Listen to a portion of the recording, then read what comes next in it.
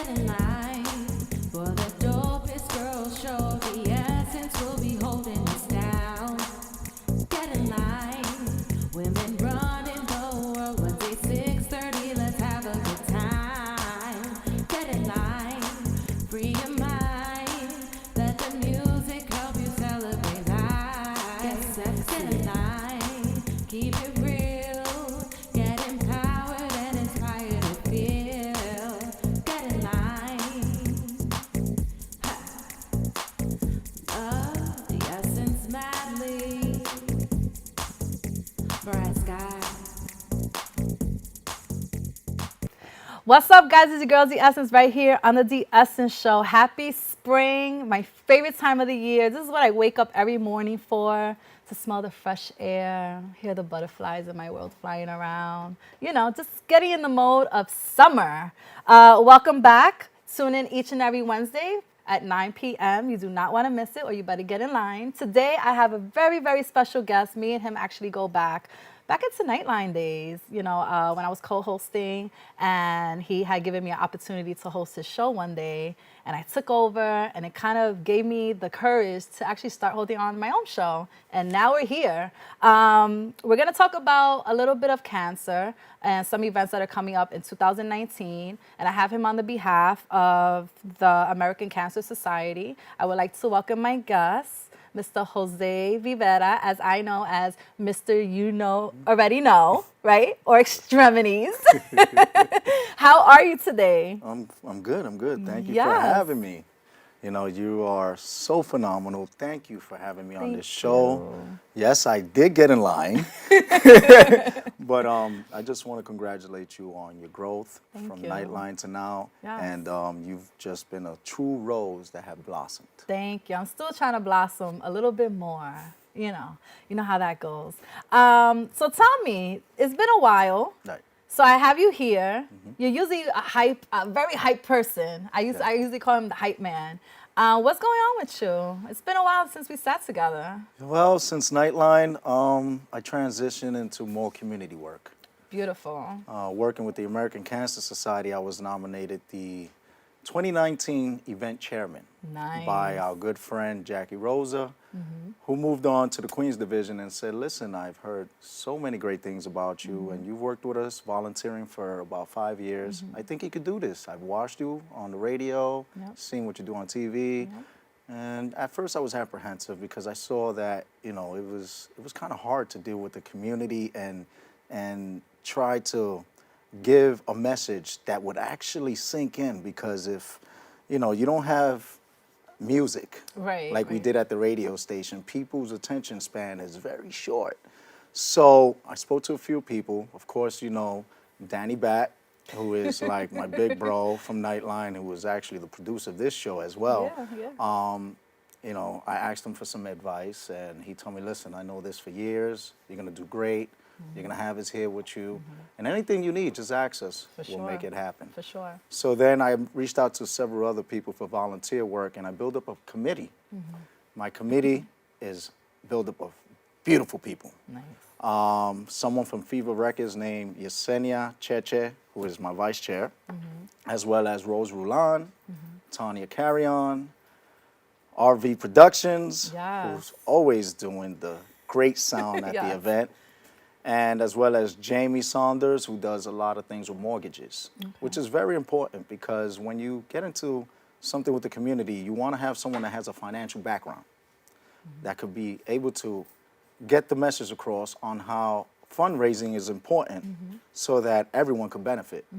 People hear fundraising, they get a little sketchy. Yeah.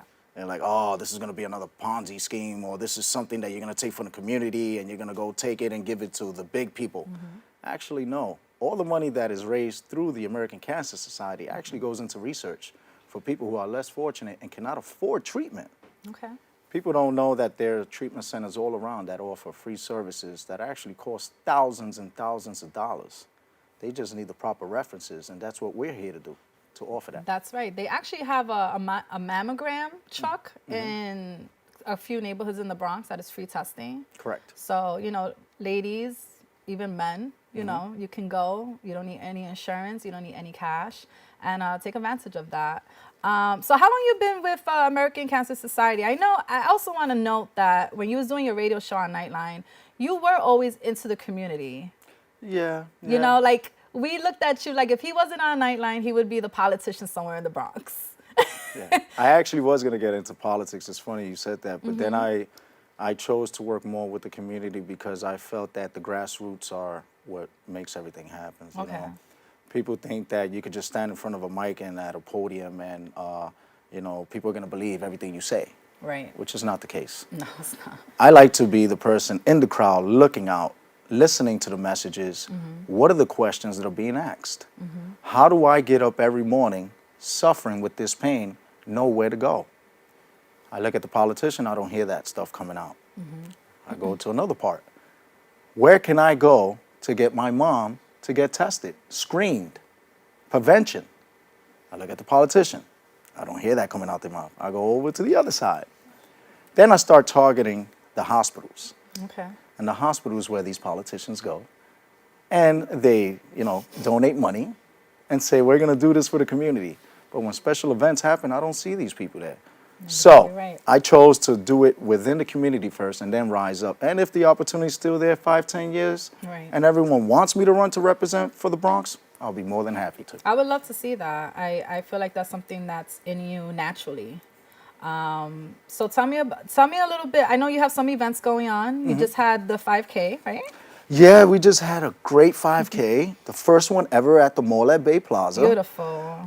Bay Plaza is off the hook. They Yeah. redid it, and it's like they really hold down a lot of events there. Yeah, within Yeah. the last 6 months, we raised over $18,000. Beautiful. And people were like, why are you doing this? Why are you going to be the event chair on the podium? And then why are you going to run?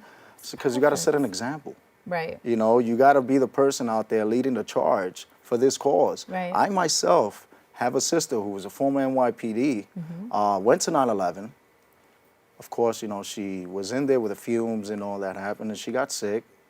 She was diagnosed with breast cancer. Really? Thank you to the staff at Einstein Hospital, where she got her procedures done for reconstructive surgery and all.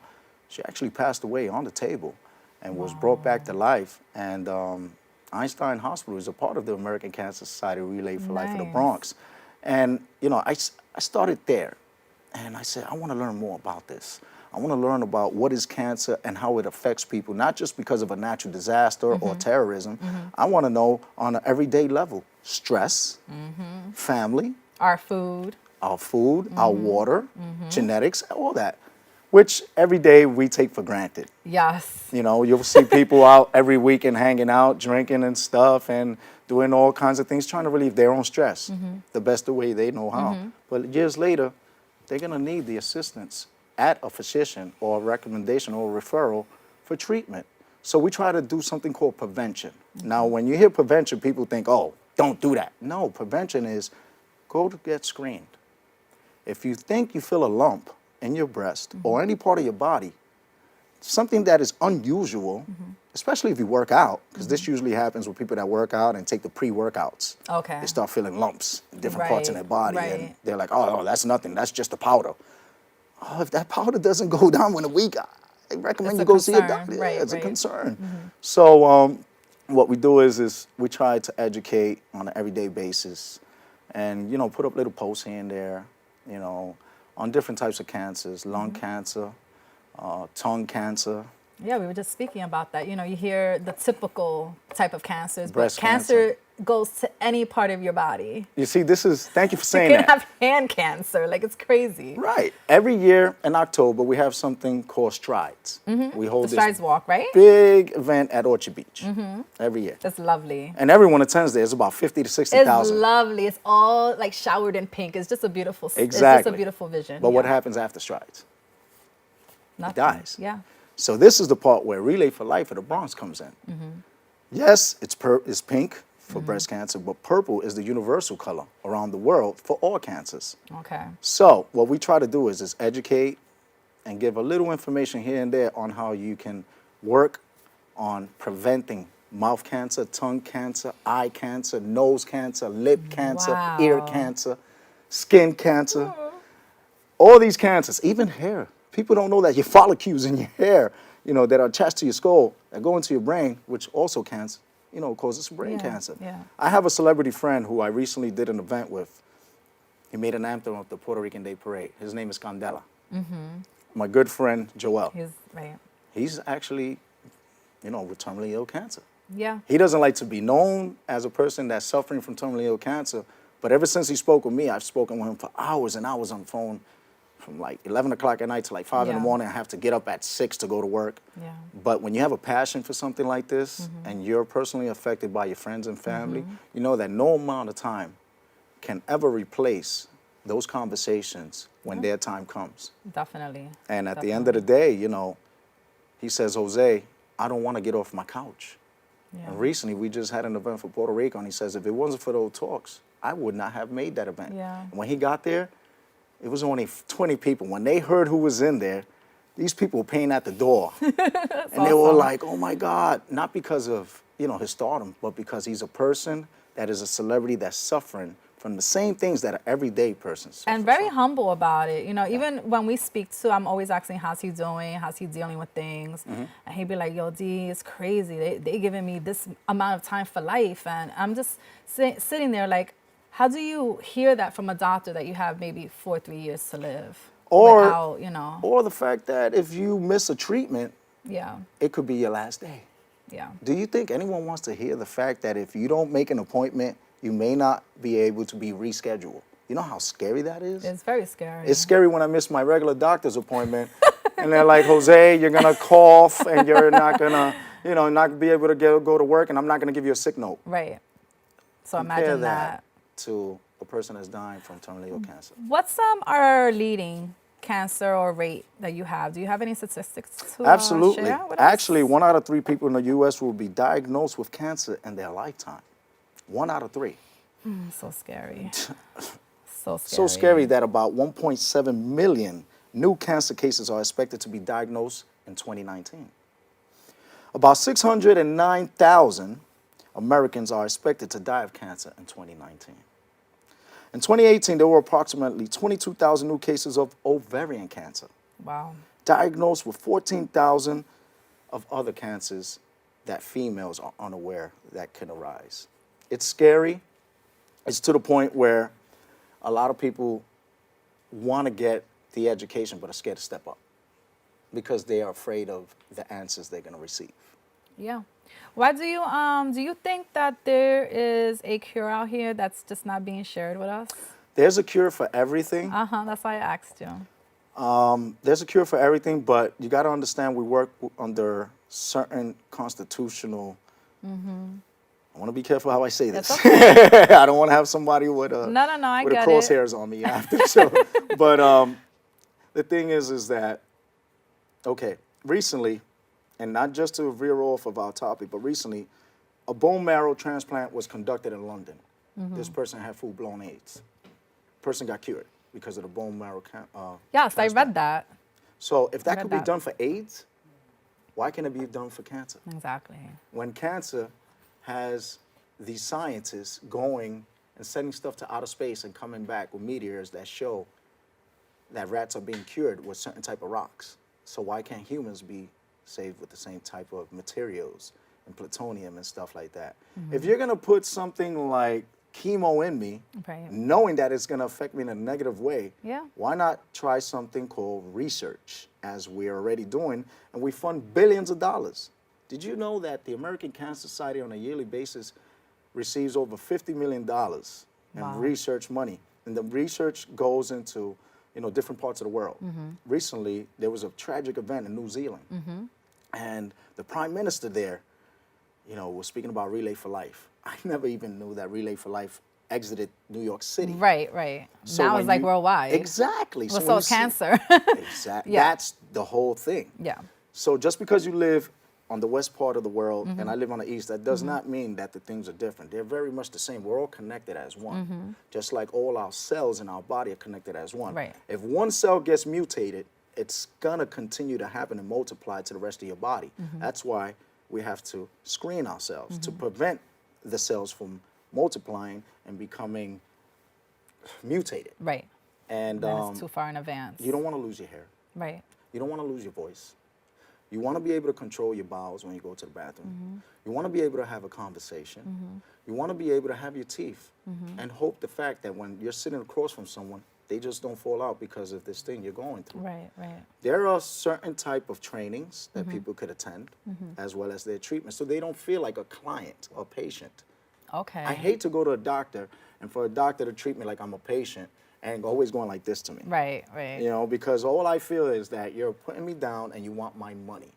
Whereas you and I could sit down and have a conversation. Tell me how you feel about this thing that's going on in your life. Right. And what are the things you're doing to help yourself or help others prepare for that day when it does happen? These are the conversations that need to be held.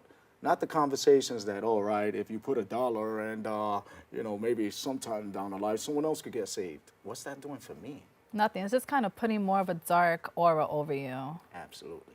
How can we support as a community to make a difference Well, basically, with you know, American we have Cancer Society? a great website. Okay. It's the AmericanCancerSociety.org. It is. It's very informative, I must say. And it's very, I don't know, lighthearted. Yes. It's only to just ease the mind. You don't want to open up a dictionary and find out you have an encyclopedia inside. Right. You want to open up a dictionary and find a definition that's going to help you to get to the problem. Not Okay. solve it, because that's not our issue. Our issue is not to solve any problems. Our issue is to help you with the transition and to see a better way until something else comes along. Okay. And we like to celebrate life. Not when you die, when you're here. That's the misconstruction of, people misconstrue, excuse me. When you're living, are you living to live or are you living to be alive? Very It's true. a choice you got to make. Right. Are you living to get treatment or are you living because you're just waiting to die? These are the things you got to ask people. Things that a doctor doesn't ask. Things that when you walk on the street and you see someone just standing there, do you know what they're going through? Do you know why they're homeless? Do you understand if they even have a mental illness that can be because of the cancer? Yeah, You know, one thing triggers others, definitely. you know. The mind is a very powerful thing, but it also suffers.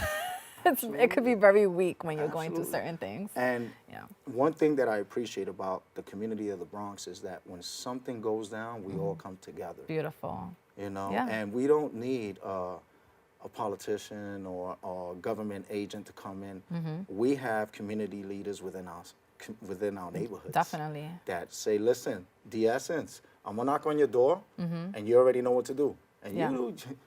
you are phenomenal at raising an awareness on a lot of issues. You and I did an event recently, about a year ago, Yeah. and when they saw the names that were up there, Yeah. they came out because they knew that you and I were about a special cause. That was with the domestic violence, right? Correct. Yeah. And it was pouring. It was a worst day was the ever. worst day ever, but It was guess like a what? freaking hurricane out there. It And we were was. by the water. We were That's out the there point. for hours.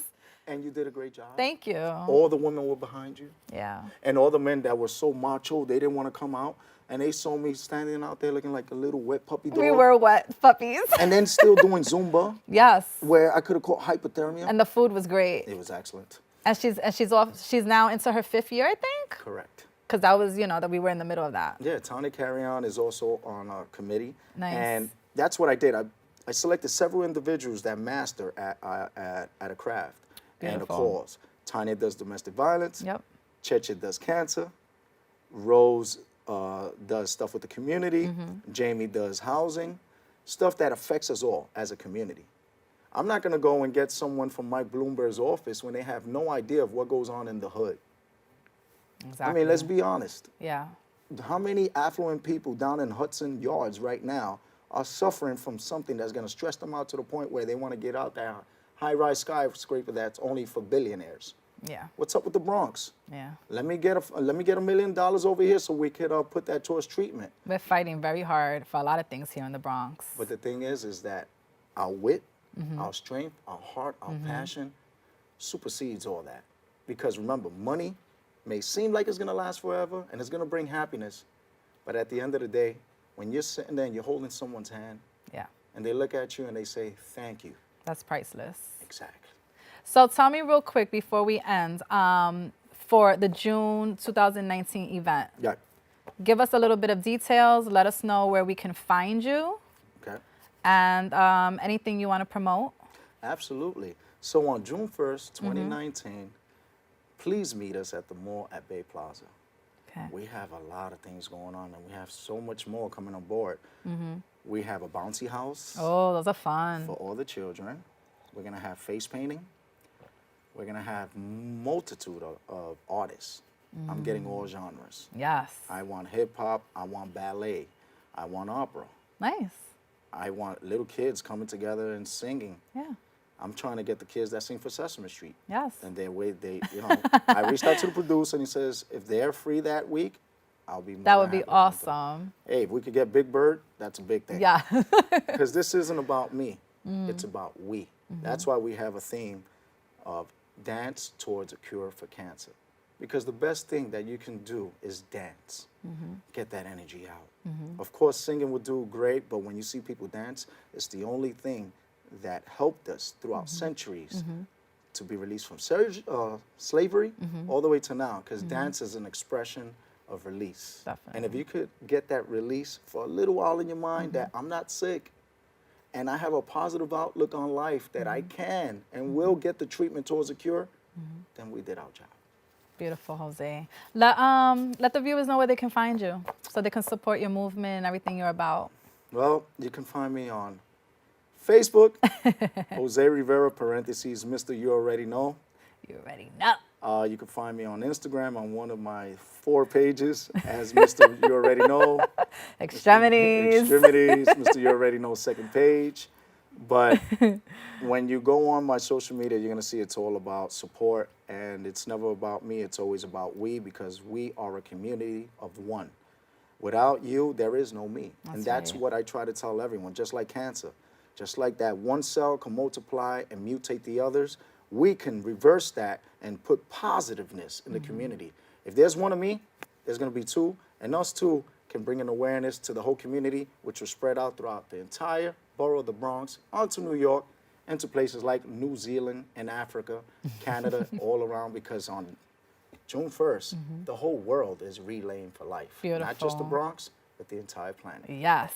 And on that note, thank you, Jose, for being here with me and being on my second show. We have to bring you back. Maybe we can do like a type of co-hosting type of deal. Wow, I'll be honored. Yeah, let's do it. Yeah. Keep making a difference and keep, making people aware of what's going on with the American Cancer Society. We're going to take a quick break. I will be up with my next guest, but check out the American Cancer Society history. We'll be right back on the D. Essence Show. That was... Your American Cancer Society has been saving lives for 100 years, and we've seen quite a few changes in our time. What was the world like when we started? A century ago, the Dodgers were still in Brooklyn. You could get a car in any color you wanted, so long as it was black. There were no PCs, no smartphones, no internet, no vaccine for polio, and not much hope for someone diagnosed with cancer. Back then, only 1 in 10 lives could be saved from the disease. Cancer was a word spoken of only in whispers. But in 1913, we came together to change all that. We built an army of volunteers who spread the word in communities across the country. By the 1930s, our efforts were showing real results. More lives were being saved, but we knew more could be done. So, we enlisted the aid of prominent scientists and helped pioneer the field of cancer research. Celebrities added their voices to the cause, marshaling awareness and resources for further research. Our work led to major medical advances like chemotherapy, and we promoted the Pap test and mammography as important screening tools, helping save millions of lives in the process. When lung cancer deaths skyrocketed in the 1950s, we were there, demonstrating irrefutably the link between smoking and cancer. We supported scores of promising young researchers with exciting new ideas. The result? Groundbreaking advances that changed medicine forever. In fact, 46 of our funded researchers have gone on to win Nobel Prizes for their work. In 1971, we advocated for the passage of the National Cancer Act, that brought federal focus and funding to the fight against cancer.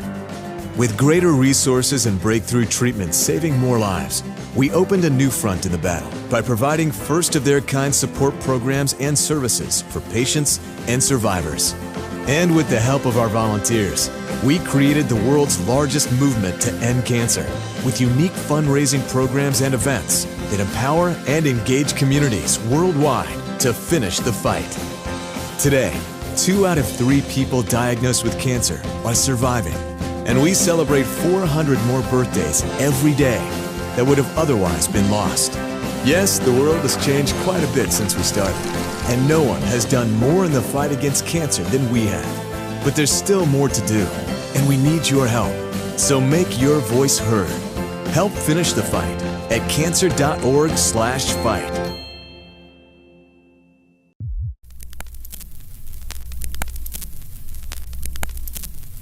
This is Chris Rivers Dragons Up, and you better get in line with the essence, you know what I'm saying, with right here, you know, skip parallel. Get in line for the Look at who's here with me. Yes. What's up? What's up? It's your boy Ian Payola. I'm over here with Mr. Essence, and we're getting in line. Right. Go ahead, do your thing. For Nightline TV, this is your girl D Essence. Get in line. And who we with? MECHOD man. Mr. You already know it. Get in line, punk. get empowered and inspired to feel. Get in line. Love the essence madly. Bright sky.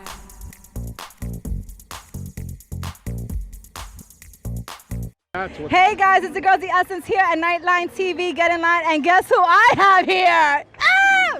Introduce yourself. Hi, my name is Luis Antonio Ramos from the show Power and Martin and Do the Right Thing, a bunch of other things. I'm just here.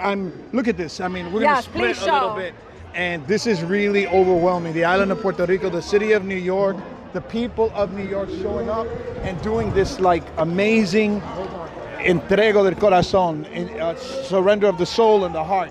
I am just really overwhelmed by the fact that I'm Puerto Rican right now, and it makes me just, I've gotten emotional about 5 times today. I'm just like, It's overwhelming. It's a beautiful thing. Music help you celebrate life. Get set, get in line. Keep it real. Get empowered and inspired to What's up, guys? It's your girl The Essence. Just giving a little peek into what I do on the The Essence Show. That I've been waiting for a very long time. I've done a lot of legwork to get this individual in. We have opened up the show. Just give me a little summary of what he has done for our music industry and what he's done for us as a hip hop community. I have an icon who is on the way in. Today will just be a one-to-one exclusive with someone that we grew up with, Mr. Uncle Ralph McDaniels, to the Essence Show. Come on. Yes! I don't know. Who is he? It's okay. Look who's here. I love it. I had to request. I said, there's no way you can come over here without your legendary mic. So I'm so happy. Look at, oh my goodness. But there's another one that's in the Smithsonian. Oh my God, This that one is looks like getting it- close to being there too. It looks like it's gone through a lot. It's been in a lot of dark clubs. I love it. a lot Because of- he's so humble, he's so relatable. He knows all the lyrics to a lot of hip hop songs. I mean, you have 5 MCs that you want to mention that you like? My top 5 are a strong top 5. Oh, yes. He always kills me when You I say see, this. you didn't have to say none of that. I was a little too young, but not young enough to not know who they are. And I do recall 2 of their songs, vaguely, but I do. She said 2. Yes, I do. Thank you very At least much. I know 2. This person is... And we're back right here on the The Essence Show. I hope you guys enjoyed the first segment and learned a lot about this #1 killer in our universe that I just wish would poof away somewhere.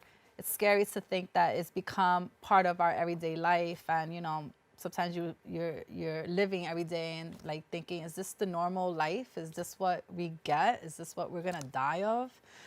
God forbid. My support and my prayers go to anybody who has been suffering or is a survivor. I recently lost someone from brain cancer, and it's a very sad, bitter moment.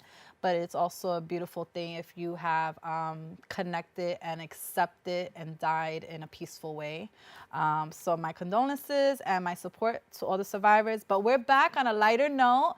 I have a beautiful guest sitting next to me coming all the way from Long Island. She comes with a beautiful accent that I totally fell in love with. She has so much going on for herself.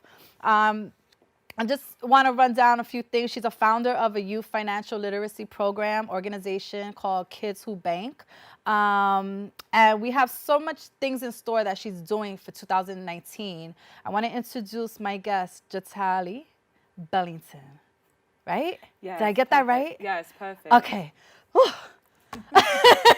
First of all, I love your name. Thank you. You look absolutely beautiful. Thank you. And the accent, it's like you have to tell people get in line because that accent is crazy. Thank you. Can you let us know where you're from? So I'm from Manchester, England, and I live in New York City now. Yeah. But I've always had like this relationship with New York. I've visited often, even from a young girl. Mm-hmm. Yeah, so how do you like living here?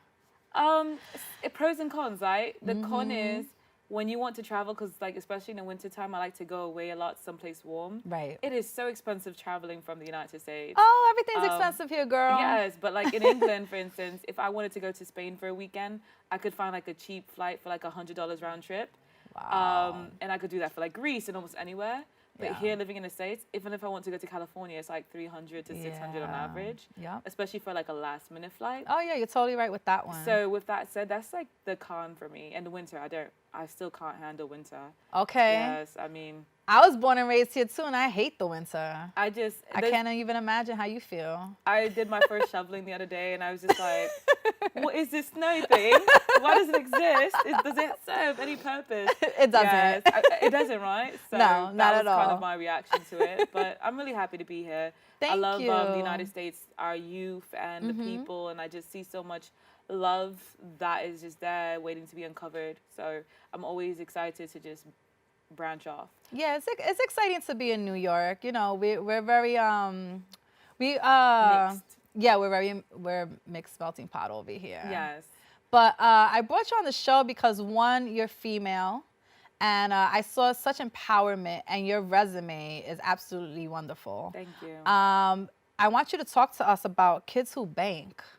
You know, what is your goal? What is that exactly is the organization? And just express to me how you got started with that. So our goal is to just bring financial literacy, empowerment, and education to youth and adults alike. It started with just being youth, but we realized as we were teaching the youth that the parents didn't have some of this information, or we would receive feedback from the parents, hey, this worksheet on APRs and compound interest, this is the first time I fully understood what that was or how it works. And when I started getting that feedback, I realized maybe even what we're teaching the youth, we can just spice it up a little bit more and give that to the adults as well. So fast forward, you know, we created this organization. We have a finance curriculum that went into 137 schools nationwide last year. Yes. And that was really an amazing experience. Just to go into each school, different districts, inner city. We came from Compton to Brownsville, East New York, to here in the Bronx, and we're just really pouring love into our children, financial knowledge and wealth into our children. And then we also have something called the Kidpreneur Awards. So that's where we honor youth entrepreneurs and philanthropists and the adults creating ladders for them. So like this year we have it April 7th. We're honoring a couple of Bronx natives like DeMar J. Smith and Aiden Garcia. Beautiful. And you know, they're just amazing youth that are doing great things. And last year we honored like a 7-year-old who made 100,000 selling tutus, all children of color. A young girl, Chloe Cares, who is from California, and as a child she hand knit gloves and scarves and socks for homeless people and donated it to them. And now this year at the age of 11, she's trying to open up her own community center. Oh my God, these kids are putting me to shame. When I look at these kids and these youth, I feel like, what was I doing with my life at that age? I used to like go to like the We're being kids. Yes, right? I used to actually give back a little bit. Like I used to read to like children in the sick ward, and I used to read, you know, play games with the elders and stuff like that. But now I'm like, okay, you were doing nothing back then. Yeah. Because these kids are just taking everything that we've created for them, rather it's Google and the resources, and just taking it and they're running with it.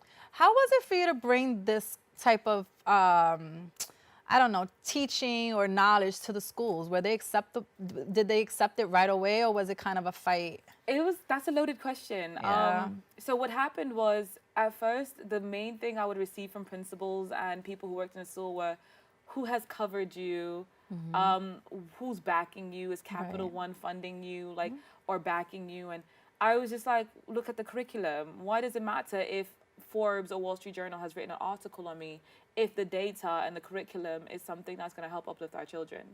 And then I realized that for a lot of the people who are principals or in positions and powers in schools around the US, not just here in New York City, but in California and other places, that was kind of what they were looking at. So that was a real learning curve for me. Okay. But then I created an attack plan, and I created a list of 1,000 schools. I was rejected about 700 plus times. Wow. But we had 137 schools that we were able to accomplish. So people said, you know, how did you get into so many schools in your first year as an organization?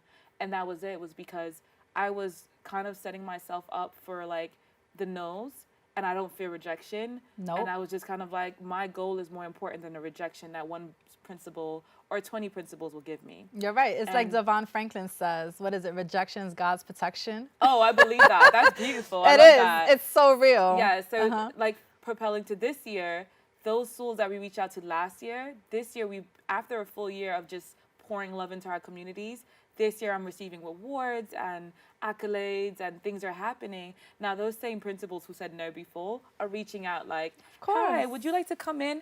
And before I was offering the curriculum at discounts and sometimes for free if it was an inner city school that I felt like they didn't really have the budget or told me they didn't have a budget. And now this year, those same schools are like, oh, we'll pay full price. Like, can you just come and teach our children? Look at that. And I'm like, it's a beautiful experience, but it's also showed me kind of the red tape that is surrounded around our schools. And it's part of the red tape that I would love to cut. So I was looking through your bio. First of all, your pictures are beautiful. Thank you. And your son is gorgeous too. He's 4 years old, correct? Yes, he just turned 4 March 8th. Well, he's lucky to have a mommy like you. And through our talking, you know, we were talking about her accent because I just fell in love with it, like I said before. And can I show that off? That yes, feel free. She knows 9 languages. Oh gosh, yeah. I don't even know more than 2. Well, I'm gonna help you with that. Well, like I'm mixed. So my father was Jamaican Italian. My mother is Cuban and Cape Verdean. She passed away when I was young, but regardless, even my stepmother was West Indian. Like, so it was like I've always been around a melting pot of people. So I've always loved languages, and in England especially, they kind of like start you off in school having to learn like Latin. And if you're Catholic in England, then they used to make you go to Latin mass. And, you know, so off the bat, once you know Latin, I feel like a lot of languages fall into place. Right, right. I've been to Japan like 3 times. I still don't speak Japanese. Right. So it's like completely like a different part of my brain, I guess. Okay. And I could only say like 1 or 2 words. It's amazing. But when it comes to like Spanish, Italian, French, Creole, different versions of Creole, Portuguese, just those languages, I have a better grasp and handling of those languages because they're all kind of Latin based. Okay. Yes. So that was the foundation that kind of the opened up the door. Helped it to be easy. So I'm not sure if this is like the most updated, but if it's not, just let me know. I know that you have donated over 6,000 backpacks filled with school supplies to the youth worldwide. The first annual Kidpreneur Award Gala had an attendance of 248 attendees and honored 15 youths. And like you said, the curriculum has been taught to the youth California, New York, Yonkers, New Jersey. You also have helped, and well, we'll get to the book in a second, but you also kind of follow Nelson Mandela and Angela Bassett. Those are your influences? Those are my idols. You know, those are powerful people, you know. Yes, I fully agree. I mean, growing up, my dad was a person, he always felt like it's important to read. And so I grew up with books like Sun Tzu and The Art of War by Sun Tzu, or like it could be that, or next minute you're reading the autobiography of Malcolm X. And like, in fact, this weekend I had the pleasure of meeting his oldest daughter, Ambassador Tala Shabazz. And that was like, for me, like a mouth-drying moment. You know, it's just like, I'm in the presence of greatness. Like, definitely. And we're having a conversation in my head, in the back of my head, I'm like, you're one of the women that I watched as an example, because I wasn't really raised by my mother. So for me, I looked at women like Angela Bassett, and I would be like, if I want to become an actress, who would I want to emulate? And it was like Felicia Rashad and Angela Bassett. Oh, yeah. And it was like, if I'm into politics, who would I want to emulate? And then I had like women that I really felt like I could watch their interviews and just kind of fill that out. Especially growing up in England, or even when I would come to the States, I felt like positive role models in the Afro-Latina or the Black community, it was far and few in between. Yeah. And when we did get to see them, you know, there was always like something, a tabloid or something trying to tear down that image as well. Still till this day. Till this day. So, you know, those are the people that I looked up to, and Muhammad Ali and, you know, people of that nature as well. And I just loved his resilience. And as a kid, I boxed. I was a tomboy for a very long time of my life. So now I wear heels. And but look like, at you now. Yeah, and it's crazy. So I still have that in me where I'm still feisty and I like to box and I like to kickbox for fun. And, you know, I teach my nieces and nephews that, and I say it's so important to be active and physical. Right, definitely. You know, so it's kind of like, you know, the people that just frame your existence, and now to be in a position to be able to engage them and meet them, it's just an amazing experience and journey. I find you amazing as well. I find you very wholesome. Thank you. Like, I'm not sure if you're married or not, but I am. Well, he's a very lucky man because Thank you're a you. very unique individual. Thank You you. have a lot of different sides to you, and the man that's with you has to be a very strong, independent man as well. I fully agree. There's a lot going on here. Thank you. Thank Including you. your 9 languages. Bring us to the book. So my book is Kidpreneurs, Kids Who Bank, Wants versus Needs. I have a second book that's called Road to Riches. It's a picture book for ages 2 to 11. This book is more ages, I would say 8 if they're an advanced reader, because some of our 8-year-olds are reading like Harry Potter kind of books. And it teaches financial literacy, but not in a dictionary format where it's like A plus B equals C. It's more a story formatted story. Right. So the kids follow a journey of these kids who wanted to purchase a game console for $500. Their parents say no. And when they hear the word no, they're like, okay, well, how do I make the money by myself to buy this game? And they kind of learn about depreciation, which is something that a lot of kids don't understand. They have $300 pair of Jordans, but they don't understand that, hey, the minute you put those on and you wore them, their value decreased to like about $50 if you're lucky, if you want to resell them. Right. So these kids find out that games that they pay $300, like PlayStation, within a year to 2 years or so, that game is now no longer worth $300 most of the time. And they learn about wants versus needs and concepts like, you know, the barter system. And it's just things like that in a cute story format, and that's what our books are. And our curriculum is based on the books as well. So when we go into the schools, the kids also get that. I love my voice is like allergied right now. Oh, no. It's crazy, right? Tell us about the event for April 7th. Like, what can we look out for? What I hear is like a gala. My voice literally just went. Yeah, I noticed. So I'll help you, don't worry. April 7th, what we're doing, the location holds basically 500 people. So we're really excited. And just as last year, the kids will come in gowns. It's adults and parents. It's, you know, ambassadors. It's business owners. Nice. You know, we're still looking for more sponsors. So if anybody wants to be a sponsor, get their business cards in the deck, reach out to us.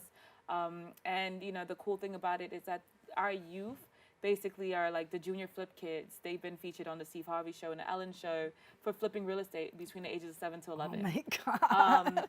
We have the co-founder of FUBU, J. Alexander Martin, who's going to be there. We also have, we just have an amazing array of people who are going to be honored that day. And, you know, 8 of them are going to be youth and 8 of them are adults. Oh, that's an even number. Yeah, so we kept this simple this year. Because last year we realized we had like 30 people that we honored, and it was kind of like the kids, they start to lose their attention. Right. So, and during a VIP cocktail reception, we'll have like vegan face painting and coloring and, you know, just fun activities for the youth. And we just want them to understand that there is another side of them. We want to show our youth in the school systems that representation matters, and show them that you don't have to be like Willow Smith. I remember one kid said, Miss, you have to be like Jaden Smith or Willow Smith to become an entrepreneur. And I was like, that's not true. Why? And they felt like because they don't see representations of kids who did it by themselves. Okay. Or worked and made the money and was able to grow. They felt like most of those kids had silver spoons where parents were giving them money. And I said, no, that's not true. And that's kind of the base behind the Kidpreneur Awards, is showing our youth that you can do it on your own. You can get the job at the supermarket, and then now this year have a bow tie company and be killing it. It's perfect training. Again, sorry for the voice. No worries. What are your next achievements after this gala? What can we look forward to for 2019 or even 2020? I'm excited. I'm excited. I see this going so far. So one of the things that we're working, one of our board members, Giselle Best, she did an introduction to this founder of Startup Africa, Erastus Mongare, and long story short, we're going to be working with Startup Africa to bring financial literacy classes and courses into about over 400 schools in Africa. So that's going to be exciting. That's amazing. So we have to start training the teachers and raising the donations for the books to donate them to the youth and translate it into their language so they can have it in the front in their language and in the back in English so they can learn both. And then at this year, 2019, we're going to Ghana. So we're going to be doing 6 schools. I'm teaming up with one travel club. And we're going to be doing 6 schools, 2 private, 2 public, 2 orphanages. And we're going to be teaching them financial literacy and bringing influencers to Ghana as well. So that's really exciting to just be doing financial literacy in Ghana, giving back. Because I have a big relationship with like Africa in itself as a continent. I've visited often and I've always loved it. And I just want to bring more Americans to go visit, especially since it's the year of the return. Yes, it's a beautiful place to be. Yes. I've never been there, and I would love to be there. So maybe we're going to have to talk about December if I could kidnap you. Oh, I like to be kidnapped. Yes, so we're going to bring you to Ghana maybe.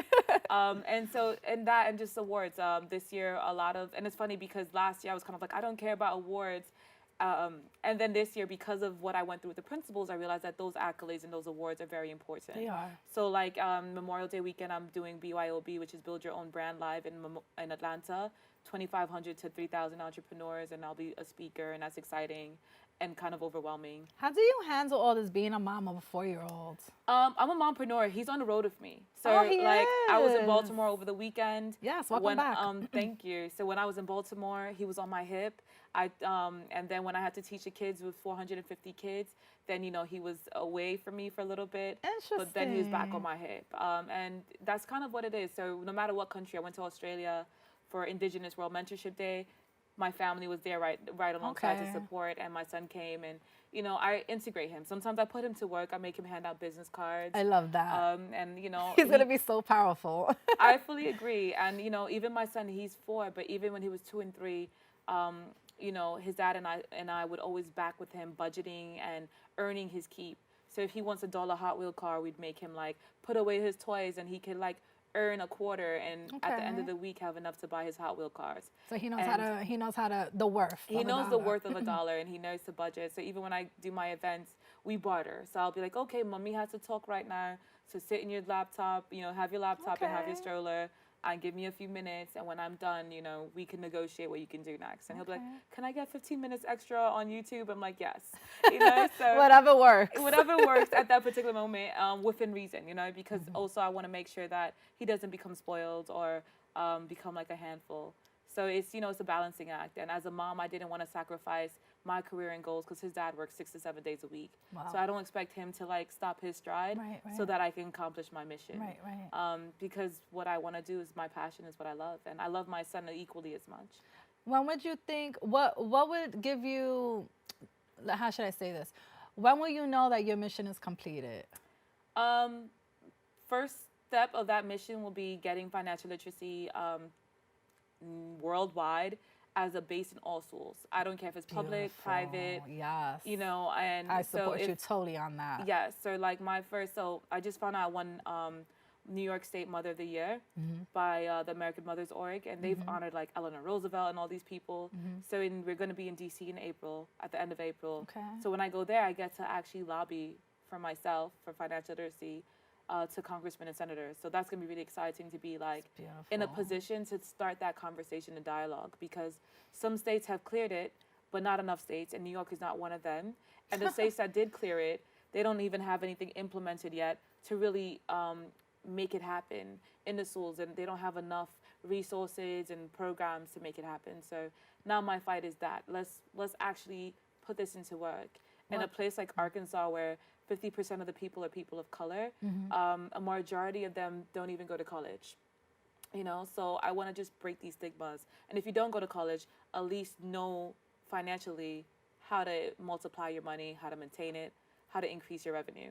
Yeah, I definitely feel that this is something that's needed worldwide. When I was in school, we didn't learn about, you know, checkbooks, you know, bank statements, savings, how to balance a checkbook, like I was saying before. ATM fees, something Nothing. so simple as an ATM fee. We're still learning. There's things that we don't know as an adult, I unless we're fully agree. in a certain situation that we're forced to like find a way to make ends meet.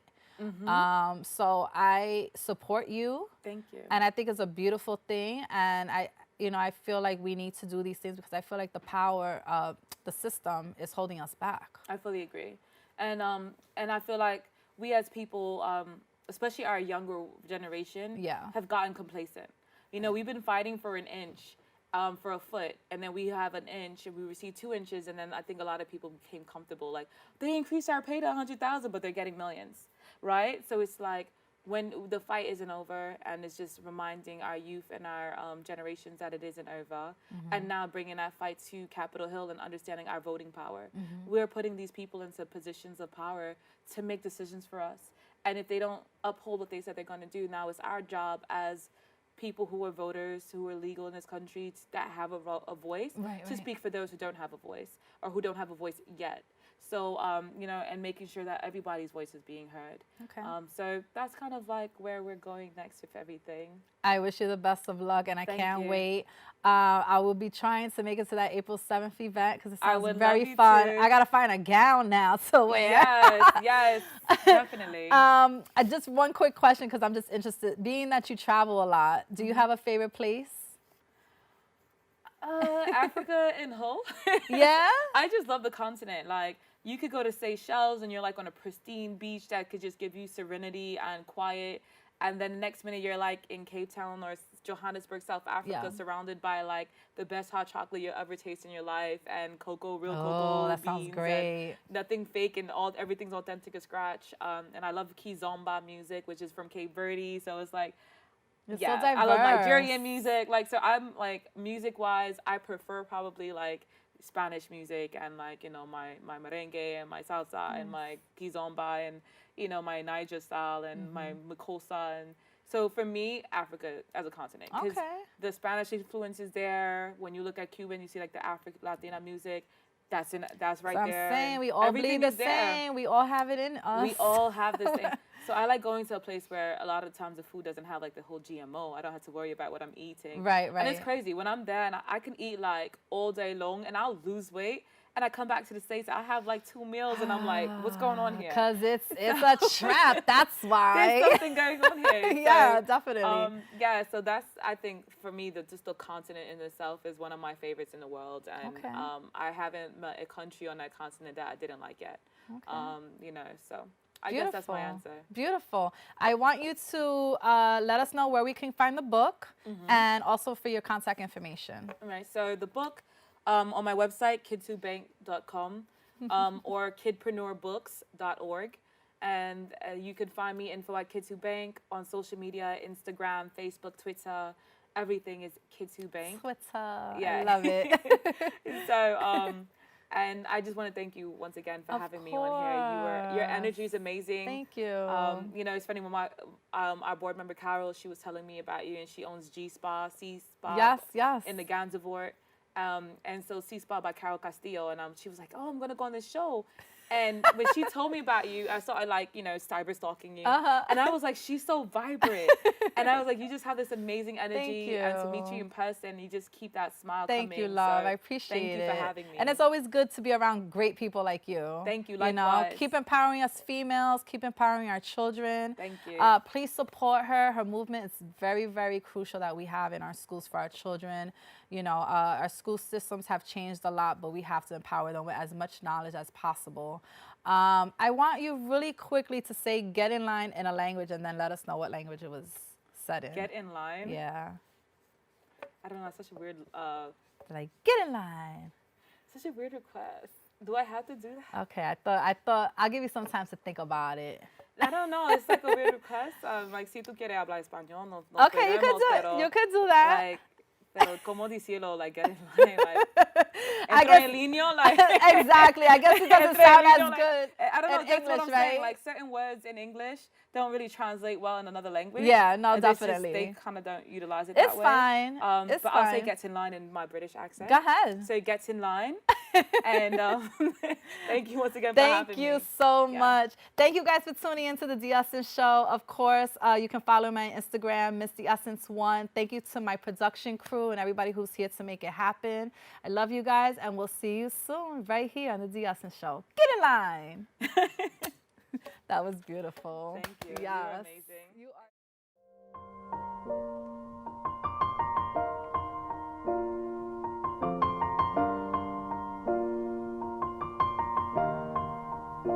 It's been a long day without you, my friend, and I'll tell you all about it when I see you again. We've come a long way from where we began.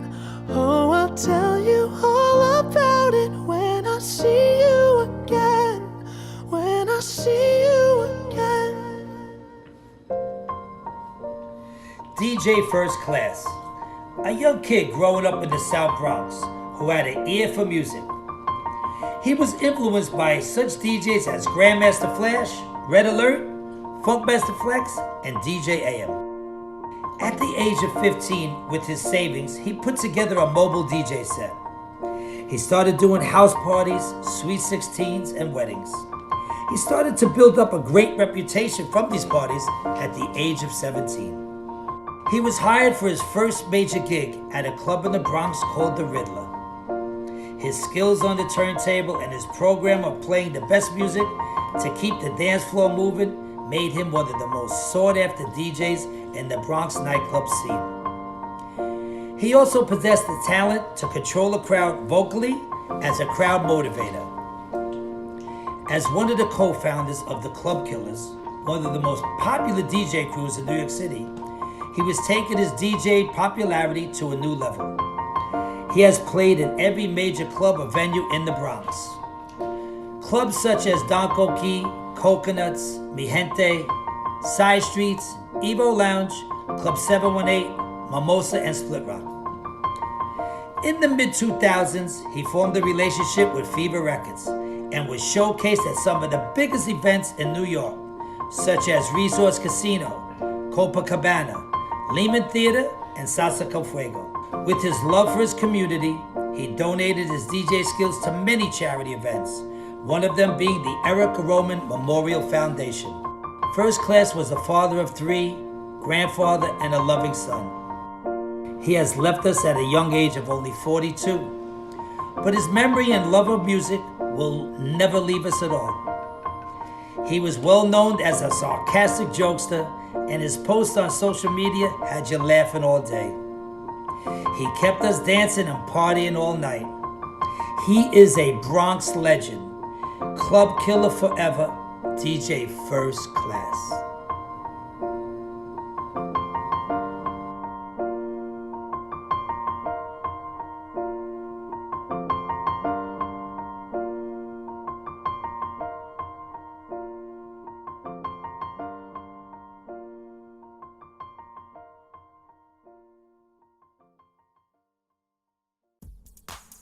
Get in line.